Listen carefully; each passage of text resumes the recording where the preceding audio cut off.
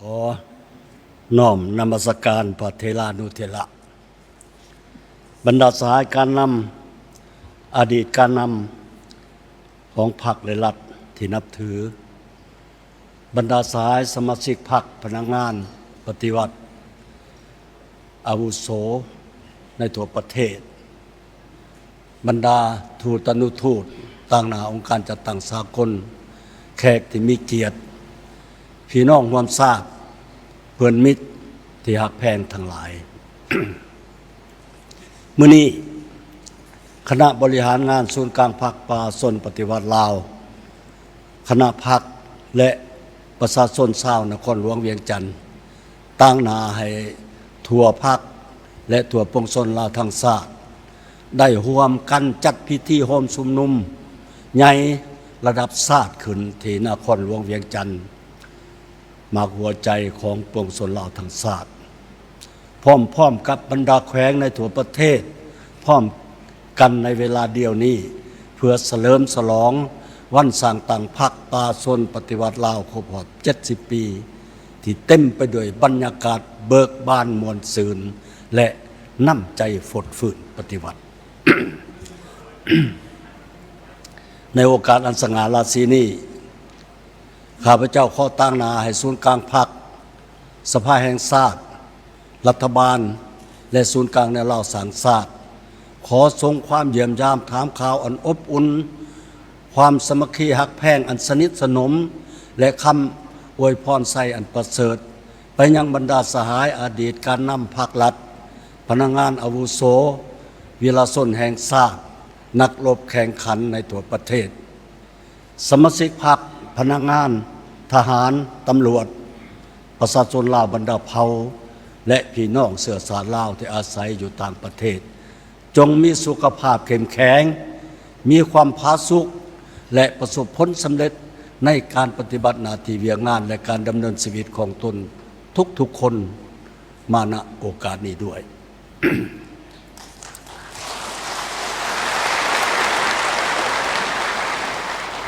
ในพิธีอัน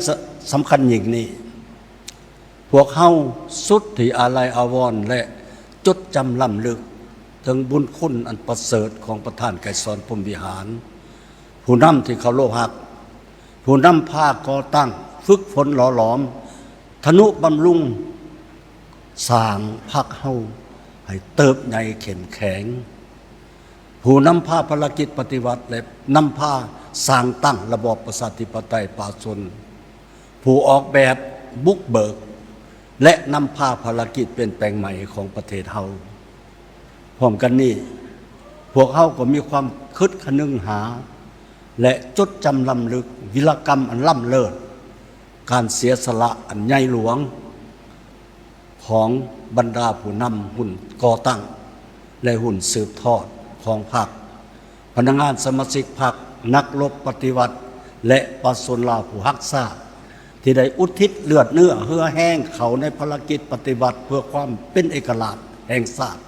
อิสรภาพและความสมบูรณ์ผลสุขของประเทศและประชาชนลาวในระยะที่ผ่านมาข้าพเจ้าขอเยี่ยมเชิญบรรดาสหายที่เข้าร่วมพิธีทั้ง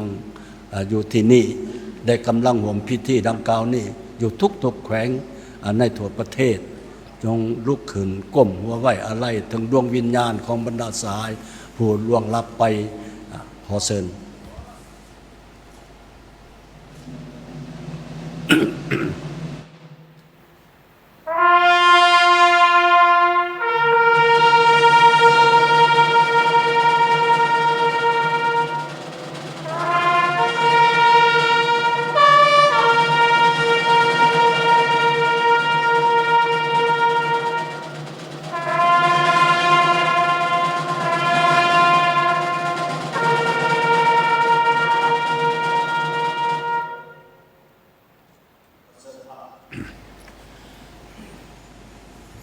พี่น้องร่วมชาติบรรดาสหายเพื่อนมิตรที่รักแพงทั้งหลายวันที่22 มีนาคม ปี1955อยู่ประเทศเฮาอยู่ดินแดนอันแสนหักของปวงชนลาวเฮา ได้มีเหตุการณ์ประวัติศาสตร์สำคัญหนึ่งเหตุการณ์หนึ่งเกิดขึ้นนั่นคือการกำเนิดของพรรคประชาชนปฏิวัติลาวการกำเนิดของพรรคการเมืองของชาติเฮาขึ้นในครั้งนี้ถึงจะเป็นพรรคการเมืองที่ยังหนุ่มน้อยที่หาก็สร้างตั้งขึ้นแต่มันได้กลายเป็นการเริ่มต้นของทวนไฟที่มีแสงสว่างอันศักดิ์สิทธิ์ซึ่งได้แพร่กระจายให้กลายเป็นทวนไฟแห่งการสร้างบาทเลี้ยวประวัติศาสตร์เป็นขีดหมายสำคัญของวิวัฒนาการก้าวสู่ขบวนการต่อสู่ปฏิวัติของชาติและของป่าชนเฮา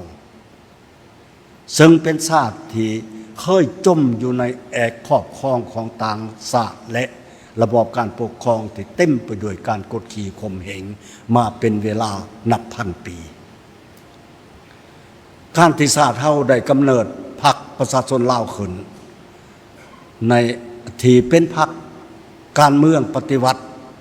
ที่ยึดมั่นลัทธิมาร์กเลนินเป็นการจัดตั้งการเมืองที่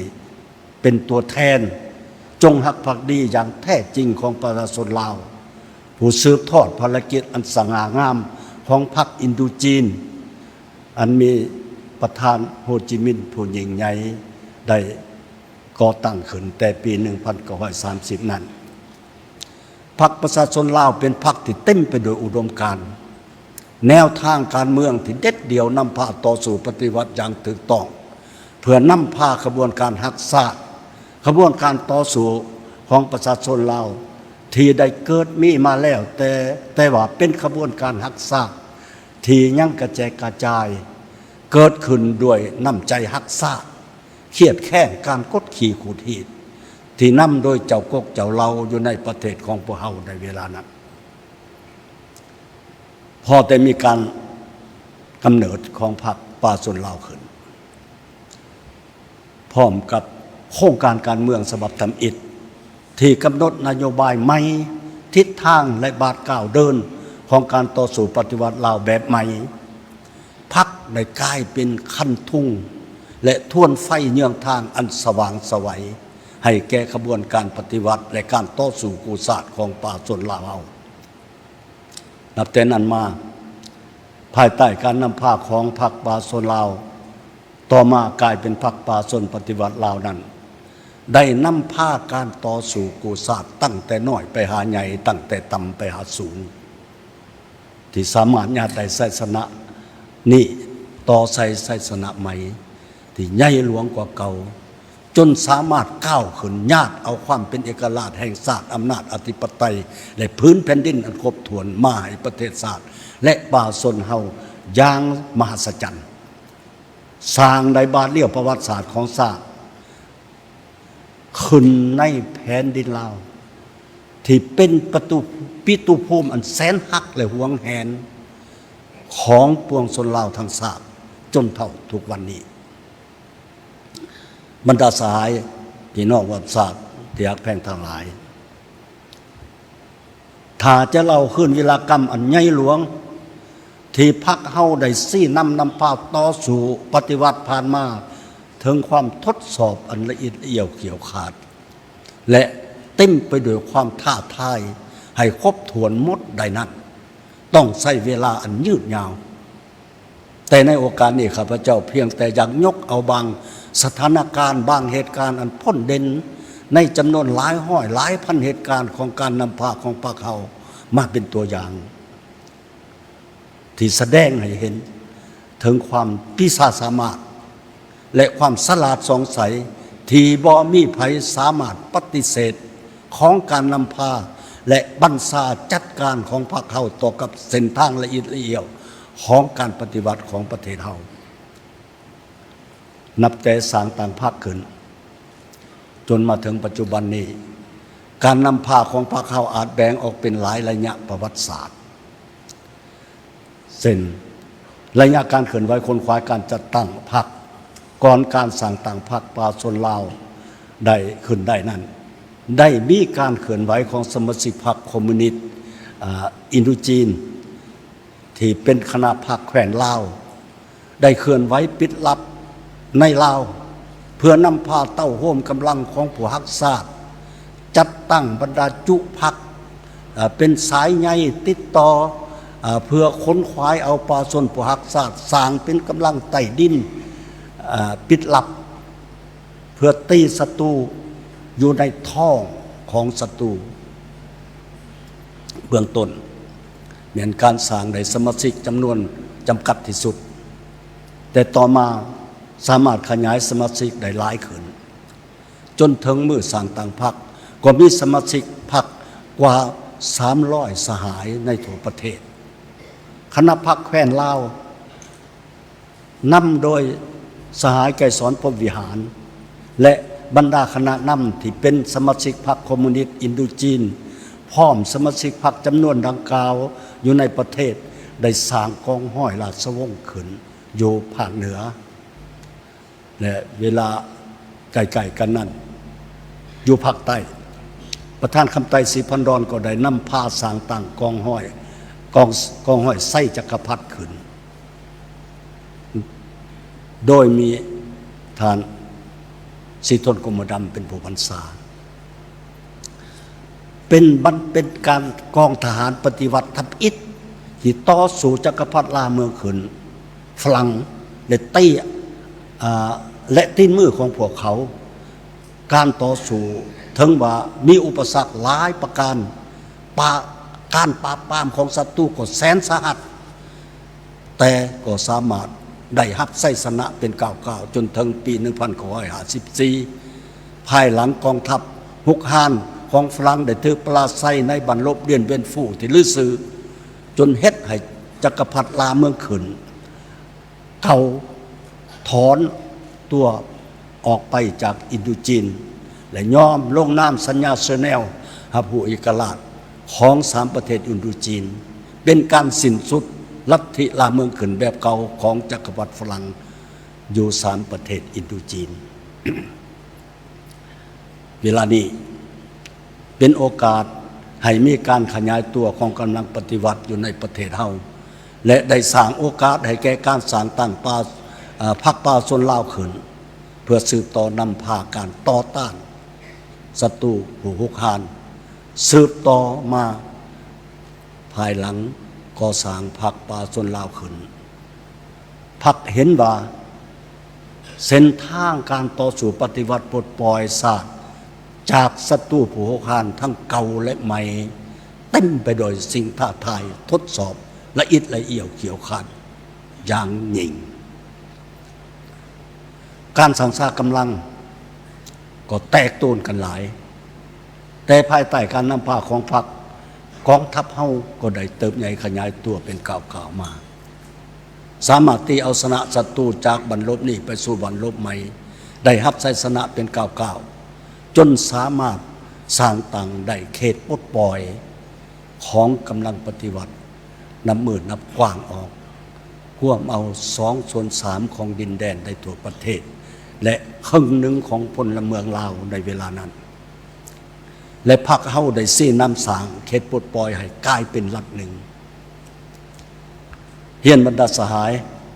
พี่น้องร่วมชาติเพื่อนมิตรที่ฮักแพงทั้งหลายถึงว่าในสนามรบที่เต็มไปด้วยความทุรกันดารปานใดก็ตามกองทัพและป่าชนเฮาก็อาจหารต่อสู้และทับมากได้ทุกกลอุบายทำลายมังเพของศัตรูจากหลายบรรพบที่สำคัญดุเดือดในทั่วประเทศแต่เวลาเดียวกันนั้นการต่อสู้ได้ดำเนินอยู่ภาคพื้นดินไปพร้อมๆกับการรับมือกับการถิ่มระเบิดอันนักหน่วงจากกองทัพอากาศของศัตรูถึงว่าชัยชนะ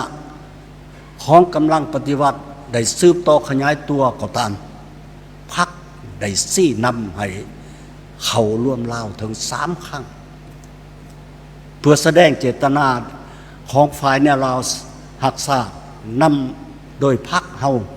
ที่แสวงหาสันติภาพและความถูกต้องปรองดองศาสตร์ทุกๆครั้งเขาร่วมลาวมีรัฐบาลผสมขึ้นศูนย์กลางพรรคได้ตัดสินใจเอากำลัง ขึ้นเตาโฮมสองแขวงหัวพันในฟองซาลีแต่ฝ่ายขวาได้ละเมิดสัญญาทุกครั้ง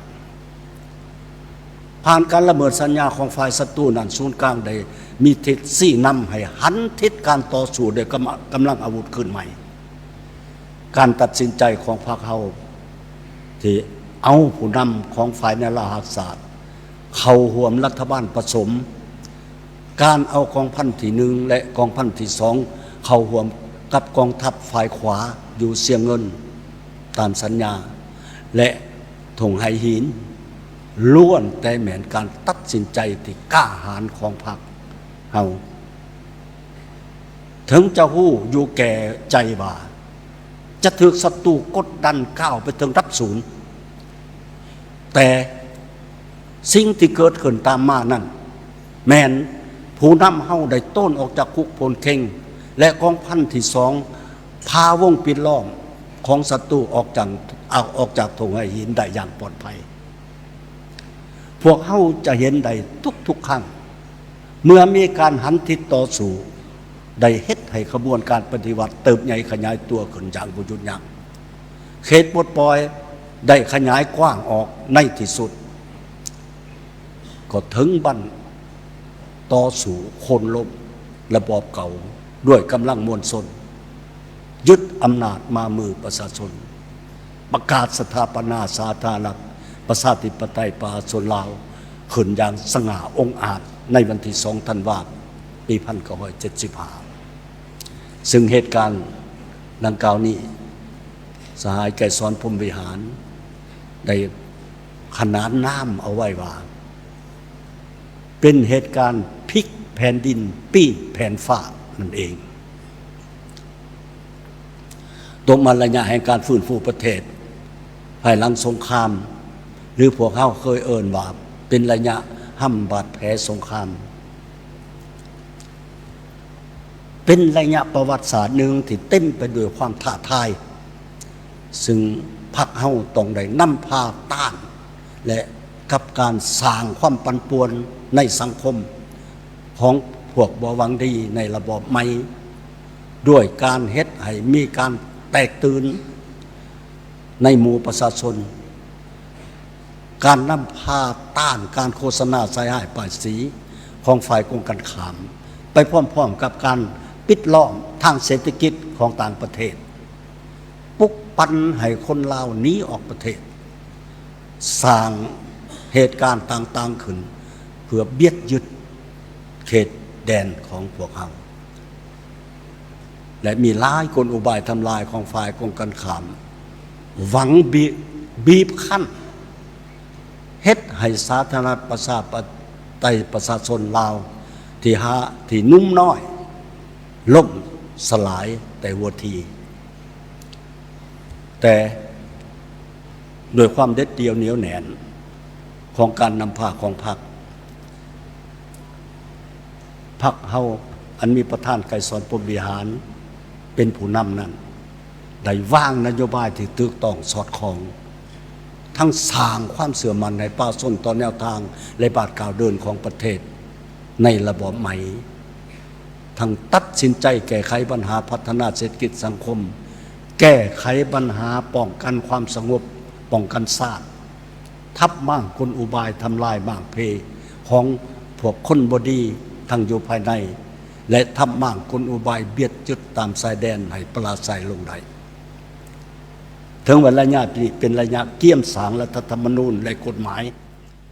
แต่พรรคเฮาได้ชี้นำให้บริหารประเทศไปตามกฎระเบียบและปฏิคำสั่งเป็นต้นต่อไปก่อนจนเหตุให้ระยะขามผ่านนี้ได้รับผลสำเร็จด้วยการสร้างสังคม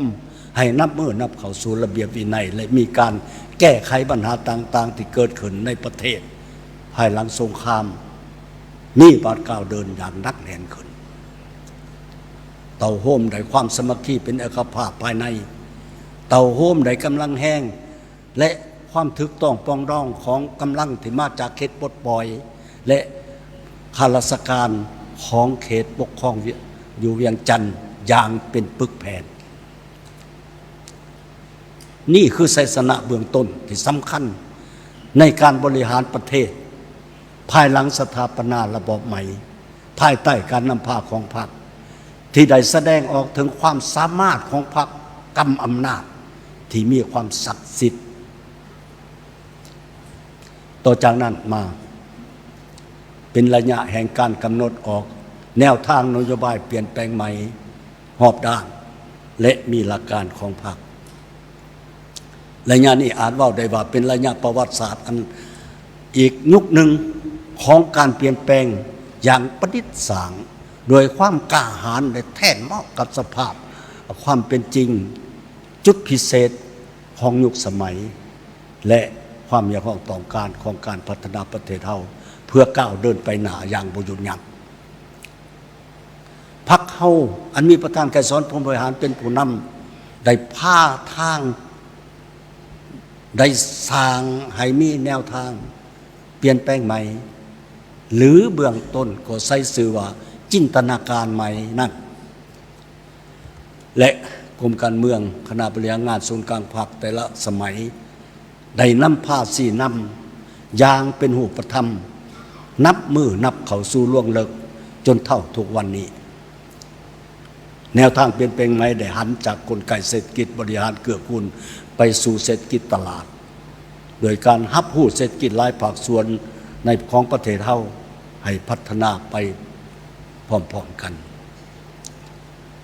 สร้างเงื่อนไขให้ประเทศเฮาเปิดประตูสู่โลกภายนอกและส่งเสริมให้มีการลงทุนของต่างประเทศและฮับเอาการลงทุนจากต่างประเทศประธานไกรสอนพรหมวิหารได้เตือนไว้ว่านโยบายเปลี่ยนแปลงใหม่นี้พวกเฮาต้องเริ่มเปลี่ยนแปลงกลไกทางด้านเศรษฐกิจไปก่อนส่วนการปรับปรุงกลไกการเมืองและการบริหารรัฐด้านอื่นต้องให้เป็นไปตามจังหวะที่มีความหัดกุมเพื่อบ่ให้เส้นทางเดินของนโยบายนี้ไขว้เขวและผิดทางหรือว่าถึกสะดุดพวกเขาได้เดินตามแนวทางและกำลังเดินตาม6หลักการของนโยบายเปลี่ยนแปลงใหม่นี้พวกเขาจึงสามารถนำพาประเทศแก้ไขบรรดาปัญหาที่เป็นอุปสรรคได้เพราะวิวัฒนาการแห่งการปฏิบัติทั้งข้อแนวทางเปลี่ยนแปลงใหม่นี้ทั้งมีข้อสะดวกและมีข้อยุ่งยากแต่พรรคเขาได้นำพาแก้ไขอุปสรรคต่างๆให้ตกไปเป็นแต่ละระยะปัจจุบันพวกเขาพวมเดินตามแนวทางนี้เพื่อตั้งหน้าแก้ไขปัญหาที่มีอยู่ในประเทศเราให้ทะลุลวงไปได้บรรดาสหายที่นับถือพี่น้องความทราบเพื่อนมิตรที่รักแพงทั้งหลายบนเส้นทางเดินของพรรคเฮานับเป็นเวลา70 ปีมานั้นพรรคเฮาได้ผ่านพาสิ่งท้าทายทดสอบนานาประการสามารถสะสมได้บทเรียนประสบการณ์และถอดมาได้เป็นแนวคิดทฤษฎีจากพฤติกรรมเป็นของตนเองที่สอดคล้องกับสภาพความเป็นจริงของประเทศเฮาได้หลายประการซึ่งพรรคเฮาได้มีการสรุปมาเป็นระยะแล้ว แต่ในโอกาสที่พรรคเฮามีอายุ70 ปีนี่ข้าพเจ้าขอมีบางคำคิดคำเห็นเพิ่มเติมเพื่อทบทวนคืนสิ่งที่พรรคเฮาเคยสรุปเป็นบทเรียนมาแล้วนั้นดังนี้พรรคเฮาหู้สมทบแน่นและหมุนใส่ลัทธิมาร์กเลนินกับแนวคิดไกรสอนพรหมวิหารอย่างประดิษฐ์สร้างเข้าในเงื่อนไขตัวจริงของประเทศทั้งหู้สมทบทฤษฎีปฏิวัติกับขบวนการหักษาของปาชนบรรดาเผ่าในประเทศได้นำพาการก่อสร้างปรับปรุงและขยายกำลัง จากการค้นคว้าปลุกระดมก้าวขึ้นการสร้างเป็นกำลังประกอบอาวุธที่มีระเบียบแบบแผนหู้สมทบกำลังแห้งของกองทัพปฏิวัติกับกำลังแห้งของปวงชนสมทบกำลังแห้งของกำลังประกอบอาวุธกับการค้นคว้าและปลุกระดมป่าชนบรรดาเผ่าบรรดาสัตว์คนและกำลังการเมืองต่างๆให้สมัคคีเป็นจิตหนึ่งใจเดียวต่อสู่ภายใต้ขั้นทุ่งของแนวเราอิสระและแนวเราหักศาสตร์ในเมื่อก่อนหู้สมทบแน่นหู้การต่อสู้โดยอาวุธกับการต่อสู้โดยการเมืองต่อสู้ทางกฎหมายและการทูตการต่างประเทศอย่างของแคล่วสมทบการต่อสู้ปิดลับกับการต่อสู้เปิดเผยถือกฎหมายอย่างสอดคล้องกับการสั่งสร้างกำลังตัวจริงทั้งตีทั้งเจรจาและมีการประนีประนอมอย่างมีหลักการและมีการหันทิศต่อสู้อย่างมีไหวพริบหู้สมทบกำลังแห้งภายในกับกำลังแห้งจากภายนอกเอาการปฏิวัติเฮาติดพันอย่างสนิทแน่นกับการปฏิวัติเวียดนามและกัมพูเชียก็คือญาติเอาการสนับสนุนเป็นใจและการหัวมือช่วยเหลืออันใหญ่หลวง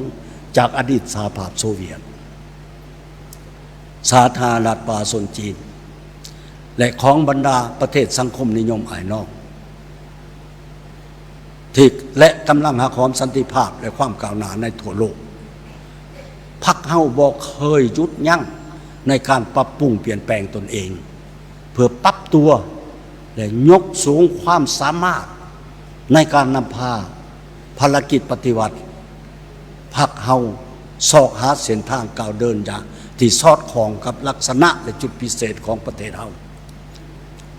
โดยกำแหนนสภาวะความเป็นจริงของยุคสมัย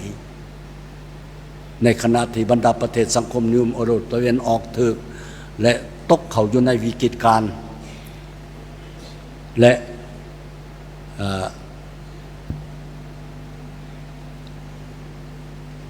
บนพื้นฐานการศึกษาบทเรียน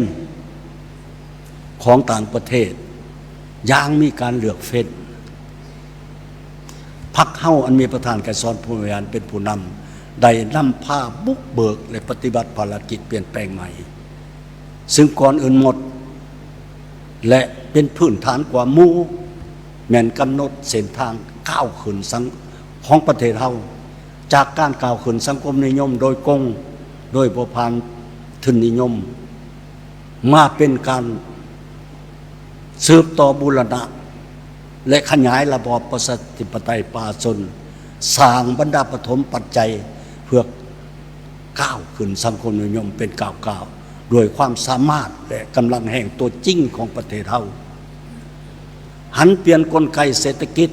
รวมศูนย์อาญาสิทธิบริหารเกื้อกูลไปสู่กลไกเศรษฐกิจตลาดที่มีการคุ้มครองของรัฐซึ่งเนื้อแท้แม้นการวางหากฐานของการนำไปสู่การสร้างพื้นฐานเศรษฐกิจตลาดตามทิศสังคมนิยมเสริมขยายกำลังแห้งของทุกภาคส่วนเศรษฐกิจที่มีในประเทศให้มีความเสมอภาคต่อหน้ากฎหมายในนั้นก็ตั้งหน้าเปิดกว้างการพัวพันหัวมือเศรษฐกิจเทคนิคกับโลกภายนอกอย่างเอาใจใส่พรรคเฮายามใดก็ยึดมั่นหลักการและทัศนะเกี่ยวกับการเคารพกฎเกณฑ์ภาวะวิสัยและปลดปล่อยแนวคิดของเดิมอัตตวิสัยลัทธิคัมภีร์ตายตัวพรรคเฮาเน้นนักมาตลอดว่าในการนำพานั้นต้องตั้งอยู่บนการยึดมั่นความเป็นจริงเอาพฤติกรรมตัวจริงเป็นมาตรฐานยืนยันความถูกต้องของทัศนะและทฤษฎีของพรรคเข้าเวลาใดก็ต่อสู้เพื่อปรับปรุงตนเองต่อสู้เพื่อแสวงหาสัจธรรม และต่อสู้เพื่อผลประโยชน์ของชาติและของประชาชนย้อนแนวนั้นประชาชนลาวบรรดาเผ่าจึงได้และสืบต่อมีความเสื่อมั่นต่อการนำพาของพรรคให้การสนับสนุนสวยเหลือก่อสร้างพรรคเฮาด้วยความจริงใจทั้งได้ตั้งหนาเป็นเจ้าการเข้าร่วมภารกิจต่อสู้กู้ชาติในเมื่อก่อนและภารกิจปกปักรักษาและพัฒนาประเทศในปัจจุบันอย่างเสมอต้นเสมอปลายพรรคเฮาย่ำใดกระสะดุ้งไวต่อปัญหาที่เกิดขึ้นหับหู้และยอมหับขอคัดตกบกพร่องอย่างทหารมีความประดิษฐ์สารเพื่อเปลี่ยนแปลงปรับปรุงและบูรณะแนวทางแผนนโยบาย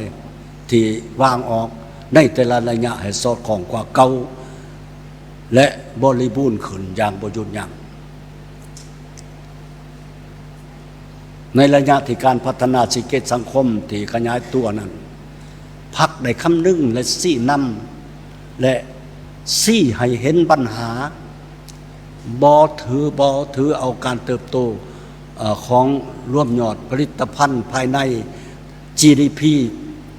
แต่ด้านเดียวเพื่อเป็นไม้หลาวัดแท้ทั้งหมดของพื้นฐานเศรษฐกิจของประเทศพวกเขาพยายามรักษาให้เศรษฐกิจเติบโตในจังหวะที่เหมาะสมคุณภาพและการรับใช้ให้ได้การยกสูงระดับชีวิตการเป็นอยู่ของประชาชนขึ้นนั้นแม่นมีความสำคัญพัฒนาเศรษฐกิจไปเคียงคู่กับการพัฒนาด้านวัฒนธรรมสังคมปกปักรักษาสิ่งแวดล้อมปกปักรักษาฮีตของประเพณีอันดีงามของชาติซึ่งเนื้อแท้แม่นการสร้างความเจริญทางด้านวัตถุและความสีวิไลทางด้านจิตใจไปเคียงคู่กันเอาการพัฒนาแบบยืนยงบ่ฟุ่มเฟือยประหยัดทุนห้อนเข้าสู่การพัฒนาพื้นฐานโครงหลังที่จำเป็นไปพร้อมกับการพัฒนาทรัพยากรมนุษย์ของประเทศบรรดาสหายพี่น้องร่วมชาติเพื่อนมิตรที่รักแพงทั้งหลายพฤติกรรมตัวจริงที่พิสูจน์ได้เห็นว่าแนวทางเปลี่ยนแปลงใหม่ที่พรรคเฮาวางออกนั้นแม่นถูกต้องสอดคล้องและได้รับการสนับสนุนจากปวงชนลาวทั้งชาติถึงว่าสถานการณ์ของโลกไต่ผันแปรไปอย่างไววาและสับสนปันใดก็ตามแต่การปฏิบัติภารกิจเปลี่ยนแปลงใหม่ก็ได้รับมรรคผลที่สำคัญและเป็นพื้นฐานในหลายด้านตลอดมาว่าเฉพาะการพันขยายและการจัดตั้งปฏิวัติมติของกองประชุมใหญ่ครั้งที่11ของพรรคบนจิตใจยกความสามารถนำพาของพรรคเพิ่มทวีความสมัคคีเป็นปึกแผ่นของประชาชนในชาติรับประกันเสถียรภาพทางด้านการเมืองอย่างนักแน่นพันขยายแนวทางเปลี่ยนแปลงใหม่เข้าสู่ลงลึกและสร้างการหันเปลี่ยนในการพัฒนาเศรษฐกิจสังคมเข้าสู่คุณภาพใหม่อย่างแข็งแรงยกระดับคุณภาพชีวิตของประชาชนให้สูงขึ้นสืบต่อนำพาประเทศชาติพ้นจากสถานภาพด้อยพัฒนาและก้าวเดินสู่จุดหมายสังคมนิยมนี่เป็นคำขวัญของกองประชุมใหญ่ครั้งที่11ของพวกเราอันนี้เป็นการสืบต่อเพิ่มเติมเสริมขยายบทเรียนและมรรคผลของการปฏิวัติอยู่ในประเทศเราภายใต้การนำพาของพรรคตลอด70 ปีที่ผ่านมาก็คือการยกระดับนอแหนงปัจจัยและพื้นฐานแห่งผลสำเร็จของการจัดตั้งปฏิวัติแนวทางเปลี่ยนแปลงใหม่รอบด้านอย่างมีหลักการของพรรคเฮาที่ได้ปฏิบัติมาเกิด40 ปีให้เข้าสู่ล่วงเลิกเติมอีกก่อนอื่นหมดพรรคเฮา มีคณะบริหารงานศูนย์กลางภาคสมัยที่11เป็นใจกลางรักแรงนั้นได้เด็ดเดียวแก้ไขลัทธิหัวการในการพันกันยายแนวทางแผนนโยบายโดยหันเข้าสู่การแก้ไขปัญหาตัวจริงที่เล็งท่วงในสปอร์นาซึ่งได้ยกระดับการแก้ไขปัญหาจำนวนหนึ่งขึ้นเป็นวาระแห่งชาติทั้งสร้างพื้นฐานอันนักแน่นในแก่การพัฒนาเศรษฐกิจสังคมในระยะยาวคณะพรรคแต่ละขันถือเอาการค้นคว้าเสริมซึมกันแน่นทิศทางพื้นฐานขาดหมายสู่ส้นของแผนพัฒนาเศรษฐกิจสังคม5 ปี 2021-2025 และได้วางจุดสุมแต่ละคงเขตติดพันกับการกำหนดหน้าที่เวียงงานที่แขนงการท้องถิ่นต้องสุมใส่แก้ไขให้จะแจ้งแน่ใส่แก้ไขปัญหาตัวจริงโดยการปลุกระดมให้เกิดขบวนการตัวจริงของมหาชนภายใต้การหับประกันบทบาทการจัดตั้งการนำภาษีนำโดยกงเป็นเอกภาพและแข็งแห้งจากบรรดาองค์การนำขันยุทธศาสตร์ของพรรคจนถึงคณะพรรคแต่ละขันต่อทุกภาคส่วนของระบบการเมืองและตัวสังคมสมทบอย่างแน่นแฟ้นระหว่างการเสิร์ชสู้ความรับผิดชอบการเมืองและความเป็นเจ้าความประดิษฐ์สร้างของการจัดตั้งทุกขันและผู้นำพาอยู่ทั่วทุกบอนกับการจัดตั้งบรรดามาตรการตัวจริงเพื่อรับประกันยกสูงความรับผิดชอบต่อผลใดผลเสียในการปฏิบัติหน้าที่ของสมาชิกพรรคพนักงานได้ส่งเสริมอย่างแข็งแรงทันแถวพนักงานที่มีความรู้มีความสามารถในการค้นคิดประดิษฐ์สร้างและกล้าเฮ็ดกล้ารับผิดชอบตามขอบเขตสิทธิและหน้าที่รับผิดชอบที่ได้ถือมอบหมายเพิ่มทวีอย่างเข้มแข็งเข้มงวดในการคุ้มครองระเบียบวินัยอยู่ภายในพรรครับประกันการแก้ไขปัญหาที่เกิดขึ้นอย่างถึกจุดถึกระบบตั้งหน้าแก้ไขประกอบการย่อท่อในกองจักรการจัดตั้งให้มีการหันเปลี่ยนใหม่และขาดตัวเป็นก้าวพวกเฮาได้ผ่านความยุ่งยากและสามารถได้ผลสำเร็จที่เป็นพื้นฐานจำนวนหนึ่งประเทศชาติสืบต่อรับประกันเสถียรภาพและมีความมั่นคงทางอย่างนักแน่นสังคมมีความสงบปลอดภัยโดยพื้นฐานการพัฒนาเศรษฐกิจสังคมสืบต่อขยายตัวต่อเนื่องปัญหาเข่งห้อนต่างๆทั้งด้านเศรษฐกิจการเงินได้รับการแก้ไขเป็นก้าวๆเพื่อบ่ให้ตกเข้าวิกฤต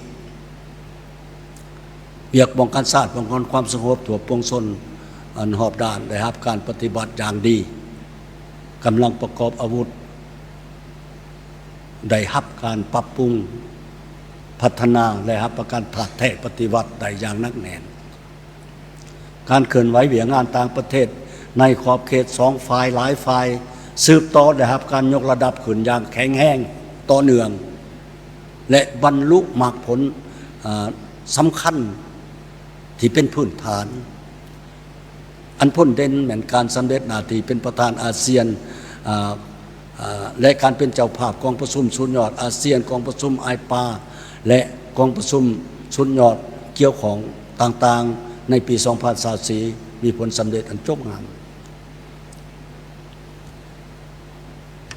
บรรดาสหายมรรคผลที่ญาติมาได้ใน70 ปีแห่งการนำพาของพรรคเฮาแม่นมรรคผลของการปฏิวัติอันใหญ่หลวงที่นำความเอกอ้างตนของใจและภาคภูมิใจอย่างยิ่งมาสู่พรรคสู่ปวงชนลาวเฮาแต่ในขณะเดียวกันพวกเขาก็รับรู้แล้วว่า ภารกิจปฏิวัติและภารกิจนำพาประเทศชาติที่ก้าวเดินไปสู่จุดหมายที่กำหนดไว้นั้นก็มีทั้งกลาโอดกาศแต่ก็มีทั้งสิ่งท้าทายหลายประการยืนอยู่ต่อหน้าสภาพการใหม่พรรคเฮามีภาระหน้าที่แบกหาบภารกิจปฏิวัติสร้างการหันเปลี่ยนอย่างแข็งแรง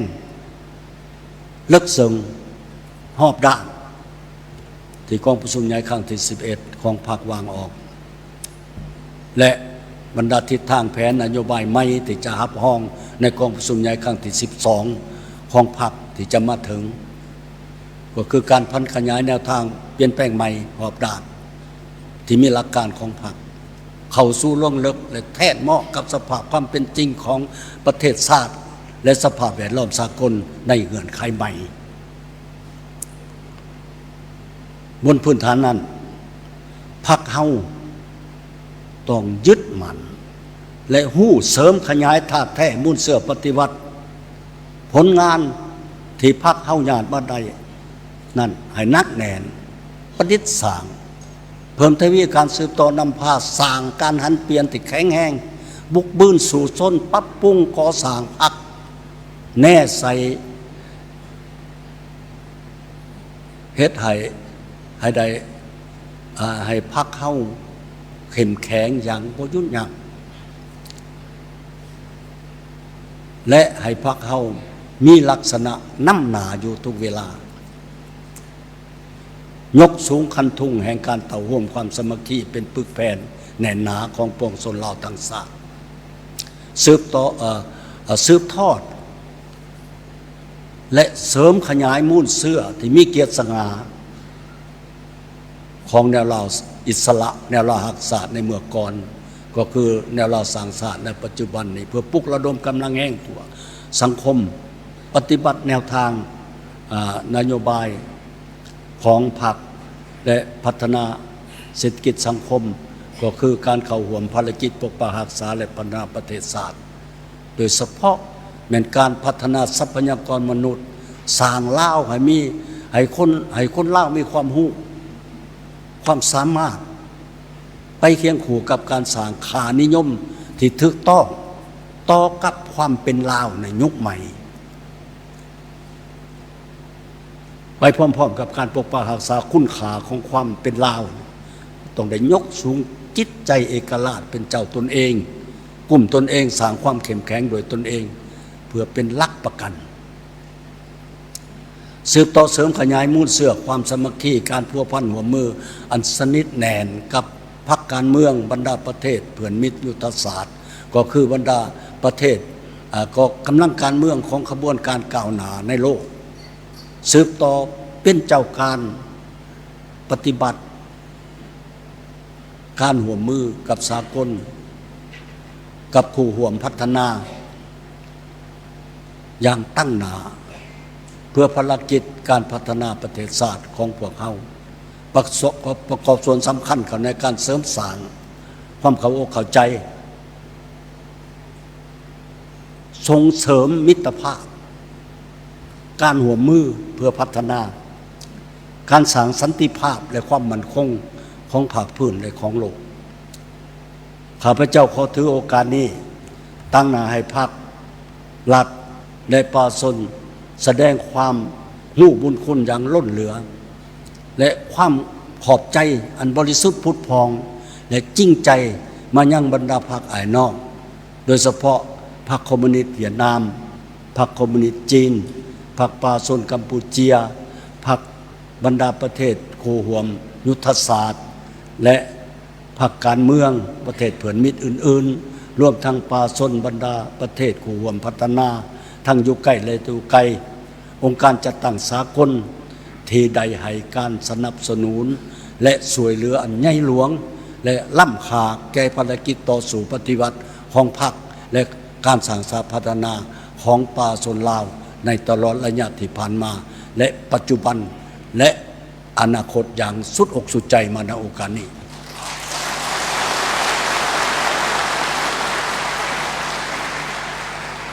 บรรดาสหายเพื่อนมิตรและประชาชนบรรดาเผ่าแต่อักแพงเพื่อสืบต่อเสริมขยาย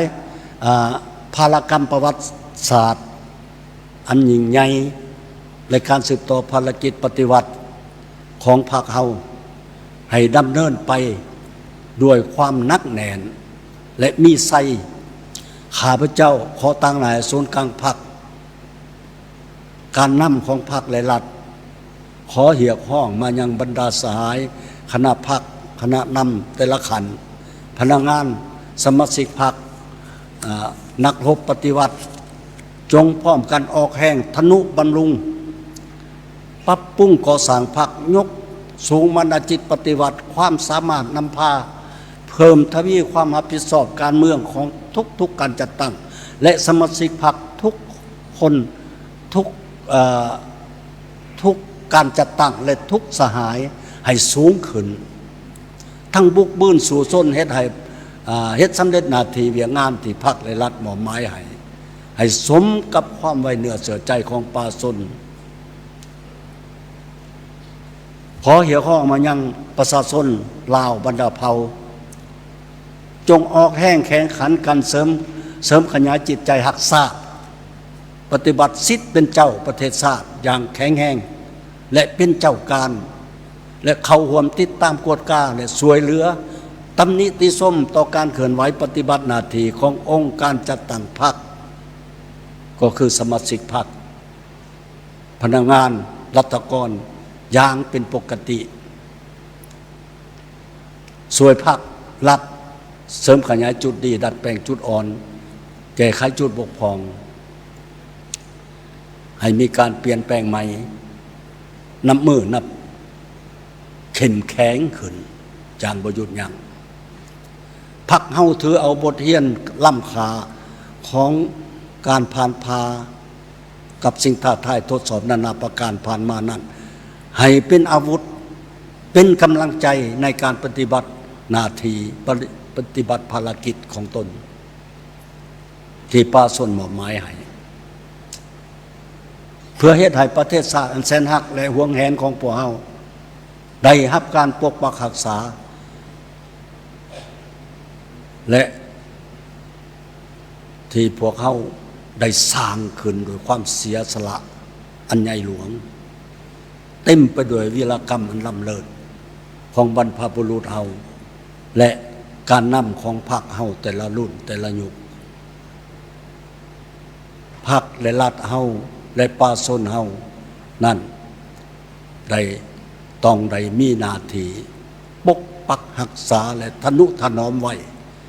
พวกเฮาจะพร้อมกันพัฒนาเฮ็ดให้ปิตุภูมิอันแสนรักและห่วงแหนของพวกเฮานี่สืบต่อพัฒนาไปหน้าอย่างบ่หยุดยั้งขออวยพรให้บรรดาสหายเพื่อนมิตรท่านยิ่งท่านทราย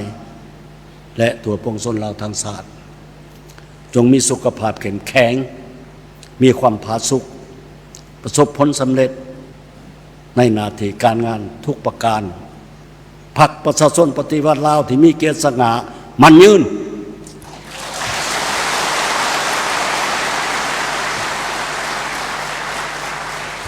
ขอขอบใจ